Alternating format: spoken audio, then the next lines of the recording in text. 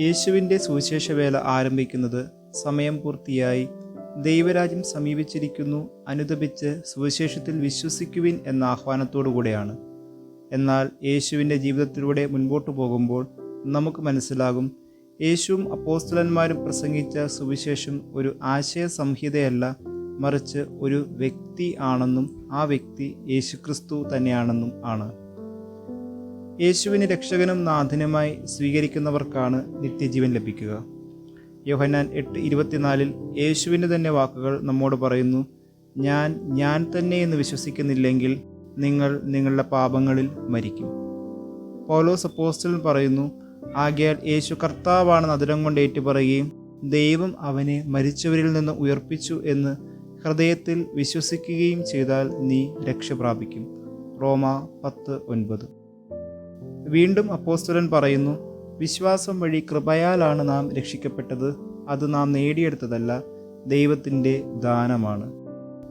രക്ഷയുടെ അടിസ്ഥാനമായി വിശുദ്ധ ഗ്രന്ഥം ഉയർത്തിക്കാണിക്കുന്നത് യേശുക്രിസ്തുവിലുള്ള വിശ്വാസത്തെയാണ്.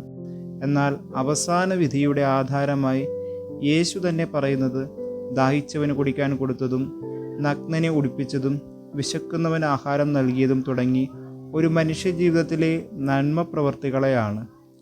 ഇവിടെ ഒരു സംശയമുയരാം, വിശ്വസിച്ചാൽ രക്ഷപ്രാപിക്കും എന്ന് പുതിയ നിയമ ലേഖനങ്ങളിൽ അപ്പോസ്തലന്മാർ, പ്രത്യേകിച്ച് പൗലോസ് ആവർത്തിച്ച് പ്രസംഗിക്കുന്നു. യേശു തന്നെയും കാരുണ്യ പ്രവൃത്തികളെ അന്ത്യവിധിയുടെ മാനദണ്ഡമായി ഉയർത്തി കാണിക്കുന്നു. സത്യത്തിൽ എന്താണ് രക്ഷയുടെ മാനദണ്ഡം? പ്രവൃത്തികളാണോ അതോ വിശ്വാസമാണോ? അതിനുള്ള ഉത്തരം ലളിതമാണ്. വിശ്വസിക്കുന്നവൻ യഥാർത്ഥത്തിൽ വിശ്വസിക്കുന്നുണ്ടെങ്കിൽ അവനിൽ പ്രവൃത്തിയും ഉണ്ടാകും. യാക്കോബ് ശ്ലീഹ പറയുന്നു, ആത്മാവില്ലാത്ത ശരീരം മൃതമായിരിക്കുന്നത് പോലെ പ്രവൃത്തി കൂടാതെയുള്ള വിശ്വാസവും മൃതമാണ്. യാക്കോബ് 2:26 പ്രവൃത്തിയെയാണ് വിശുദ്ധ യാക്കോബ് വിശ്വാസമാകുന്ന ശരീരത്തിൻ്റെ ആത്മാവെന്ന് വിളിക്കുന്നത്.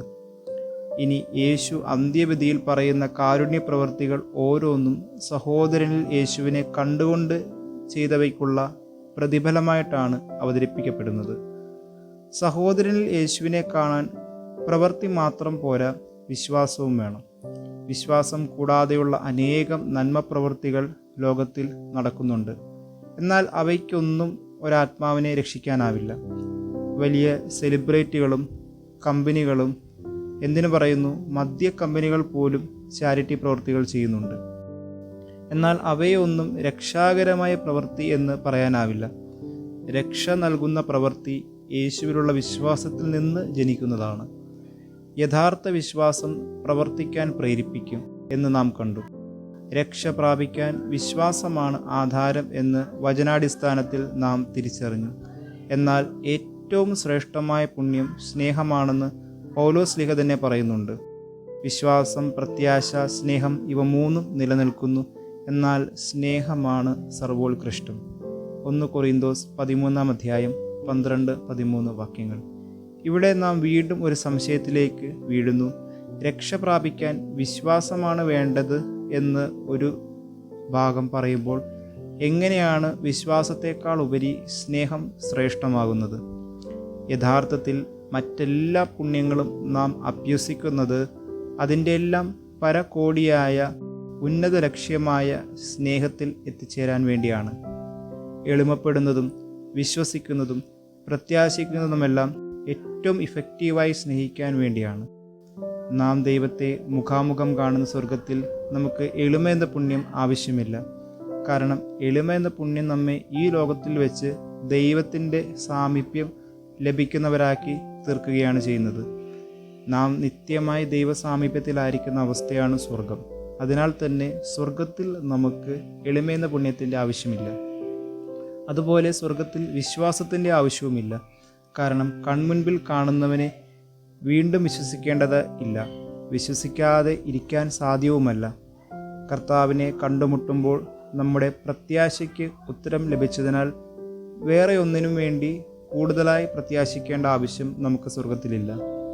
യേശുവിനെ നാം മുഖാമുഖം കാണുന്ന സ്വർഗത്തിൽ നമുക്ക് ഒന്നേ ചെയ്യാനുള്ളൂ, ഒരു പുണ്യം മാത്രമേ ആവശ്യമുള്ളൂ: സ്നേഹം. സ്നേഹിക്കുക, സ്നേഹമായ ദൈവത്തെ സ്നേഹിക്കുക. സ്നേഹത്തോട് ഒന്നാവുക. എന്നാൽ ഈ ഭൂമിയിൽ കഴിഞ്ഞ 5 ദിവസങ്ങളായി നാം പറഞ്ഞത് വെച്ചതുപോലെ എളിമയും വിശ്വാസവും പ്രത്യാശയുമെല്ലാം അത്യാവശ്യമാണ്. ലോകത്തിൽ വിശ്വാസം കൂടാതെ സ്നേഹത്തിന് നിലനിൽക്കാനാവില്ല. ലവ് എപ്പോഴും ഒരു ട്രസ്റ്റ് പ്രീസപ്പോസ് ചെയ്യുന്നുണ്ട്.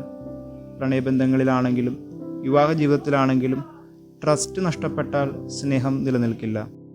ബന്ധം പിരിയേണ്ടതായി വരും. അതുകൊണ്ട് സ്നേഹിക്കാൻ ആദ്യം വിശ്വസിക്കണം. വിശുദ്ധ കുരിശിൻ്റെ ഈ ധ്യാനം അവസാന ദിവസത്തിലേക്ക് എത്തി നിൽക്കുമ്പോൾ ആഴത്തിൽ എളിമപ്പെട്ട് ഉന്നതമായ വിശ്വാസത്തോടെ അസാധാരണമായ സ്നേഹത്തിൽ വളരാം. ദൈവകൃപ നമ്മിൽ സമൃദ്ധമാവട്ടെ. ഈ ധ്യാനത്തിൽ പങ്കുചേർന്ന ഓരോരുത്തരിലും കുടുംബങ്ങളിലും വിശുദ്ധ കുരിശിൻ്റെ ആശീർവാദം ഉണ്ടാവട്ടെ എന്ന് പ്രാർത്ഥിക്കുന്നു. യേശുവിൻ്റെ തിരുരക്തത്താൽ സംരക്ഷിക്കപ്പെടട്ടെ. പുണ്യങ്ങൾ വളരുന്ന ഇടങ്ങളായി നമ്മുടെ ഹൃദയങ്ങൾ രൂപാന്തരപ്പെടട്ടെ. ആഗ്രഹിച്ച് പ്രാർത്ഥിക്കുന്ന ഓരോ വ്യക്തിക്കും ഈ ദിവസങ്ങളിൽ തന്നെ ദൈവസാന്നിധ്യം അനുഭവിക്കാൻ സാധിക്കട്ടെ. പിതാവിൻ്റെയും പുത്രൻ്റെയും പരിശുദ്ധാത്മാവിൻ്റെയും നാമത്തിൽ ആമേൻ.